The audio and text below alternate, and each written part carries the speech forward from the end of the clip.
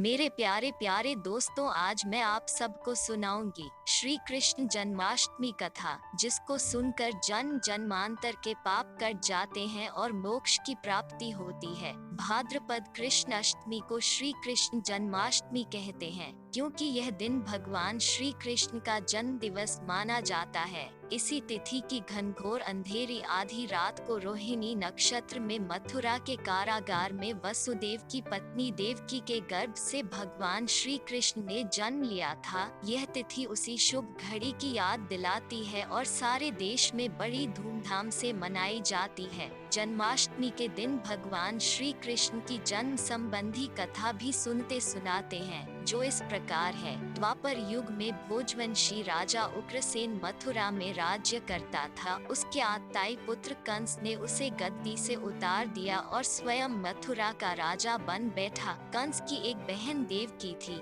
जिसका विवाह वसुदेव नामक यदुवंशी सरदार से हुआ था। एक समय कंस अपनी बहन देवकी को उसकी ससुराल पहुंचाने जा रहा था। रास्ते में आकाशवाणी हुई, हे कंस, जिस देवकी को तू बड़े प्रेम से ले जा रहा है, उसी में तेरा काल बसता है। इसी के गर्भ से उत्पन्न 8वां बालक तेरा वध करेगा। यह सुनकर कंस वसुदेव को मारने के लिए उद्यत हुआ। तब देवकी ने उससे विनय पूर्वक कहा, मेरे गर्भ से जो संतान होगी उसे मैं तुम्हारे सामने ला दूंगी। बहनोई को मारने से क्या लाभ है। कंस ने देवकी की बात मान ली और मथुरा वापस चला आया। उसने वसुदेव और देवकी को कारागृह में डाल दिया। वसुदेव देवकी के एक एक करके 7 बच्चे हुए और 7 को जन्म लेते ही कंस ने मार डाला। अब 8वां बच्चा होने वाला था। कारागार में उन पर कड़े पहरे बैठा दिए गए। उसी समय नंद की पत्नी यशोदा को भी बच्चा होने वाला था।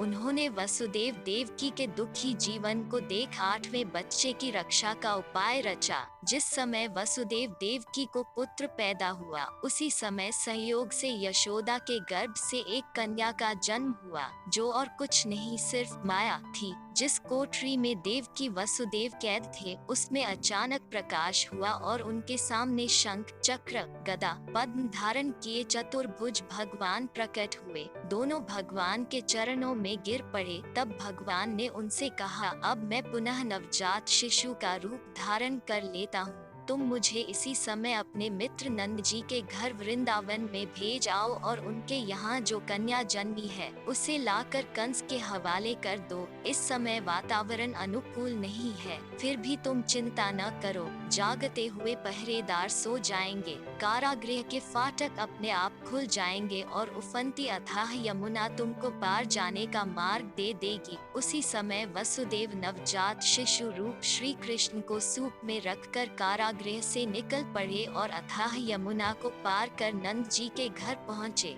वहां उन्होंने नवजात शिशु को यशोदा के साथ सुला दिया और कन्या को लेकर मथुरा आ गए। कारागृह के फाटक पूर्ववत बंद हो गए। अब कंस को सूचना मिली कि वसुदेव देवकी को बच्चा पैदा हुआ है। उसने बंदी गृह में जाकर देवकी के हाथ से नवजात कन्या को छीनकर पृथ्वी पर पटक देना चाहा, परंतु वह कन्या आकाश में उड़ गई और वहां से कहा, अरे मूर्ख, मुझे मारने से क्या होगा। तुझे मारने वाला तो वृंदावन में जा पहुंचा है। वो जल्द ही तुझे तेरे पापों का दंड देगा। यह है कृष्ण जन्म की कथा। इसके श्रवण करने से सभी संकट कट जाते हैं।